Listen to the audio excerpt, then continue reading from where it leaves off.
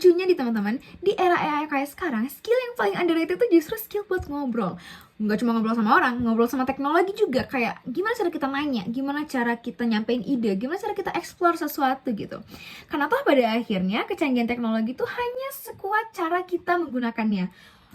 Oops, hi, my name is Humaira and I'm a communication science student at Universitas Terbuka Jakarta semester 5 dan aku juga adalah seorang co-founder dari Eduna. What is Eduna? Eduna adalah sebuah organisasi non-profit yang bergerak di bidang pendidikan bahasa Inggris dan kita tuh pengen mengenalkan bahasa Inggris kepada anak-anak pakai metode namanya LBS, Learning by Singing. Nah, LBS ini sendiri tuh saat ini Eduna udah berjalan hampir 2 tahun ya teman-teman, dan dari sini aku jadi belajar bahwa teknologi itu nggak cuma soal kecanggihan, tapi juga soal akses. Gimana caranya teknologi yang berkembang begitu cepat tuh belum tentu bisa punya akses untuk dimanfaatkan secara merata oleh semua orang. Oleh karena itu, aku suka banget sebenarnya sama Google, karena Google tuh selalu bisa ya bikin teknologi atau fitur yang menyederhanakan sesuatu yang sulit sehingga bisa accessible dan usable buat semua orang. Literally everyone can use Google. Google literally simplifies everything gitu. Dan dengan itu juga kayak aku merasa bahwa aku nggak pengen cuma jadi user, aku juga pengen jadi jembatan atau kayak orang yang bisa mendekatkan si fitur-fitur Google ini dengan student-student tadi yang pengen belajar bahasa Inggris, juga dengan mahasiswa-mahasiswa yang ingin berorganisasi.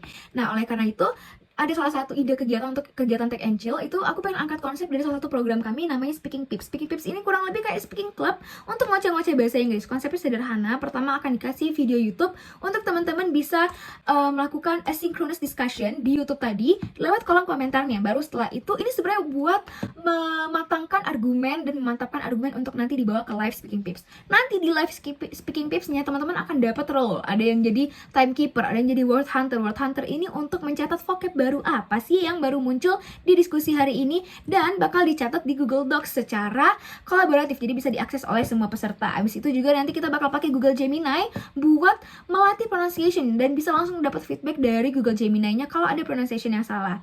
Ada juga fitur quiz, tools quiz di Notebook LM yang bisa dipakai untuk nge-recall lagi vocab-vocab yang udah dipelajari tadi. Jadi menurutku itu sangat amat bukan cuman sesi ngobrol, tapi juga bisa nge-enhance experience belajar teman-teman. Juga ada salah satu ide out of the box yang ini sebenarnya masalah yang aku hadapi, yang berhasil aku overcame dengan ide out of the box ini. Dan itu pakai produk Google. Jadi waktu itu aku kewalahan banget buat ngatur student yang udah overload di Eduna, karena selama ini aku selalu ngerekap data manual, sehingga pas udah lebih banyak skalanya, lebih besar skalanya, aku jadi nggak bisa rekap secara manual lagi. Nah, dari situ aku kepikiran untuk pakai Google Form dan Google Sheet yang dengan sangat mudah lagi-lagi bisa membuat aku punya kumpulan data dalam satu tempat. Jadi semua pendataan Eduna aku pakai Google Sheet dan Google Form untuk rekrutmennya. Benar-benar berguna banget. Selanjutnya adalah jika aku terpilih menjadi GSA nih teman-teman, aku akan yang paling bikin aku bangga tuh sebenarnya kalau aku berhasil mengintegrasi